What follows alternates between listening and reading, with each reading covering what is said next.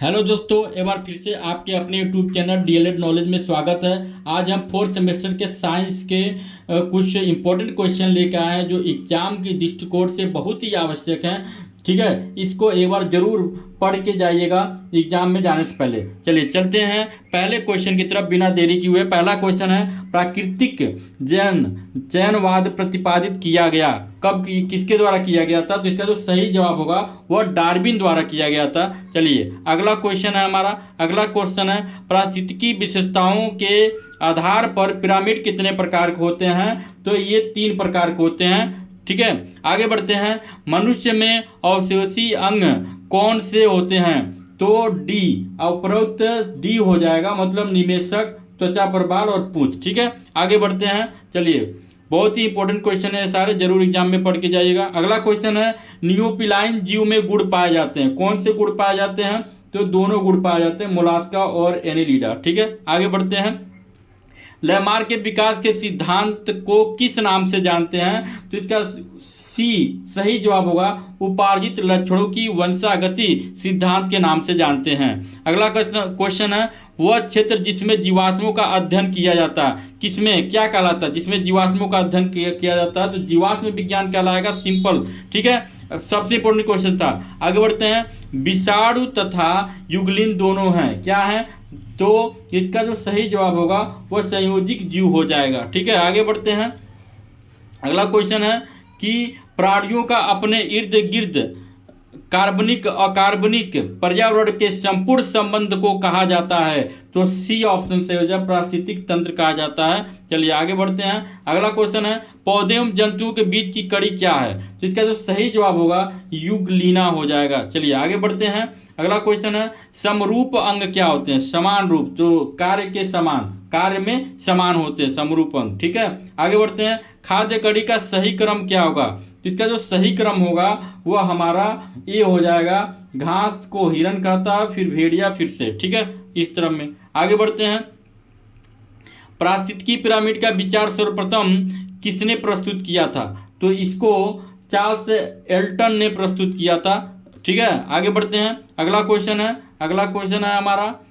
चलिए, सर्वप्रथम मानव वान वेयर ने 1827 में का प्रतिपादन किया। किसका प्रतिपादन किया था? तो बायोजेनेटिक नियम का प्रतिपादन किया था। अगला क्वेश्चन है, नियोपिलाइना में एनिलिडा एवं दोनों संघों के लक्षण पाए जाते हैं। तो किसमें? तो बी हो जाएगा हमारा, ऑप्शन नंबर बी, कोई नहीं। ठीक है, आगे बढ़ते हैं। ऐसे जंतु जो पौधों और जंतु दोनों का भक्षण करते हैं क्या कहलाते हैं? तो इसका जो सही ऑप्शन हो जाएगा, सर्वाहारी जंतु कहलाते हैं। आगे बढ़ते हैं। पौधे एवं जंतुओं के मध्य की कड़ी क्या है? तो मध्य की कड़ी क्या हो जाएगी? तो युगलीना। ये इंपॉर्टेंट क्वेश्चन है, बार बार आएगा। ठीक है, युगलीना याद रखिएगा। चलिए अब इसी में दूसरा लेसन अपना स्टार्ट होता है, खनिज एवं लवण। ठीक है, तो इसका पहला क्वेश्चन है, पिग आयरन कहलाता है, क्या कहलाता है? तो कच्चा लोहा को पिग आयरन कहते हैं। अगला क्वेश्चन है, ऐसी धातु जो सामान्य तापमान पर द्रवीय अवस्था में रहता है क्या कहलाता है? तो सी हो जाएगा, पारा। ठीक है, आगे बढ़ते हैं। अगला क्वेश्चन है कि धातु के प्रमुख गुण क्या होते हैं? तो इनमें से सभी होते हैं, लचीलापन, धात्विक चमक, कठोरता। ठीक है, आगे बढ़ते हैं कि किसी शुद्ध धातु को उसके अयस्क से प्राप्त करने की संपूर्ण विधि क्या कहलाती है? इसका जो सही जवाब होगा दोस्तों ये हो जाएगा, धातु कर्म हो जाएगा। क्या हो जाएगा? धातु कर्म हो जाएगा। ठीक है, आगे बढ़ते हैं। किसी शुद्ध धातु को उसके अयस्क से प्राप्त करने की संपूर्ण विधि क्या कहलाती है? तो धातु कर्म कहलाती है। आगे बढ़ते हैं। अगला क्वेश्चन है हमारा कि धातुएं वायु में उपस्थित ऑक्सीजन से क्रिया करके ऑक्सीकृत होकर अपने सतह पर एक परत बना देती हैं, जिससे वह धीरे धीरे नष्ट हो जाती है। इस क्रिया को क्या कहते हैं? तो संक्षारण कहते हैं। जंग लगना, जिसको जंग लगना को क्या कहते हैं? संक्षारण कहते हैं। याद रखिएगा, जंग से रिलेटेड है ये। ठीक है, आगे बढ़ते हैं कि निम्नलिखित वस्तुओं में कौन सी वस्तु संक्षारित हो सकती है? ठीक है, तो सी हो जाएगा, खुले स्थानों पर रखी लोहे का छड़। ठीक है, बॉक्साइड अयस्क है, किसका अयस्क है? तो एल्युमिनियम का हो जाएगा। ठीक है, नहीं लोहा, ठीक है, सॉरी, इसका सही जवाब होगा लोहा। ठीक है, आगे बढ़ते हैं कि धातु का गलनांक तथा क्वथनांक बिंदु से होता है। क्या होता है? तो बहुत ज्यादा होता है। ठीक है, आगे बढ़ते हैं कि निम्नलिखित में से सांद्रण विधि कौन सी नहीं है इसमें, तो इसका जो सही जवाब निस्तापन विधि को हम नहीं कहेंगे। ठीक है, आगे बढ़ते हैं। सोना प्रमुखतः किस राज्य में पाया जाता है, तो ये हमारा हो जाएगा कर्नाटक में। ठीक है, आगे बढ़ते हैं। आगे हमारा आवर्त सारणी से रिलेटेड क्वेश्चन है। ठीक है, अष्टक नियम दिया था, किसने दिया था? तो इसका जो सही जवाब होगा दोस्तों वह हो जाएगा, इसका जो सही जवाब होगा वह हो जाएगा न्यूलैंड ने दिया था। अष्टक नियम किसने दिया था? न्यूलैंड ने दिया था। अगला क्वेश्चन है, बहुत इंपॉर्टेंट क्वेश्चन है ये सारे। चलिए, मेंडलीफ ने आवर्त सारणी नियम कब दिया था? इसका जो सही जवाब होगा 1869 में दिया था। बहुत इंपॉर्टेंट क्वेश्चन है दोस्तों। आगे बढ़ते हैं। निम्न में से किसमें सबसे प्रबल विद्युत ऋणात्मक होता है? तो एफ में होता है। ठीक है, चलिए आगे बढ़ते हैं। इलेक्ट्रॉनिक विन्यास आधार पर कार्बन की संयुक्ता कितनी होती है? तो कार्बन की संयुक्ता 4 होती है। ठीक है, आगे बढ़ते हैं। आवर्त सारणी में वर्ग की संख्या कितनी होती है?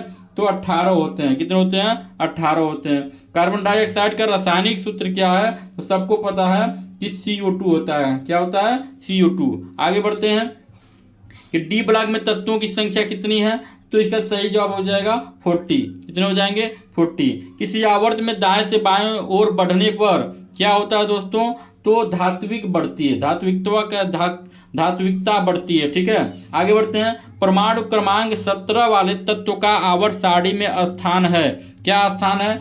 तो डी हो जाएगा, सेकेंड आवर्त और छठवां वर्ग है। ठीक है, आगे बढ़ते हैं कि आधुनिक आवर्त सारणी का आधार क्या है? तो इसका जो आधार है वो परमाणु क्रमांक के आधार पर रखा गया है। ठीक है, आगे बढ़ते हैं। द्वितीय आवर्त में तत्वों की संख्या क्या होती है? तो 8 होती है। ठीक है, आगे बढ़ते हैं। निम्न में अम्लीय ऑक्साइड क्या है? इसका सही जवाब होगा दोस्तों किसका? P2O2 हो जाएगा। ठीक है, आगे बढ़ते हैं। आगे अगला क्वेश्चन है, निम्नलिखित में क्षारीय धातु कौन सा है इसमें? तो क्षारीय कौन होता है? तो सोडियम होता है। क्या होता है? सोडियम। अगला क्वेश्चन है, आवर्त सारणी में किसी समूह में ऊपर से नीचे जाने पर क्या होता है?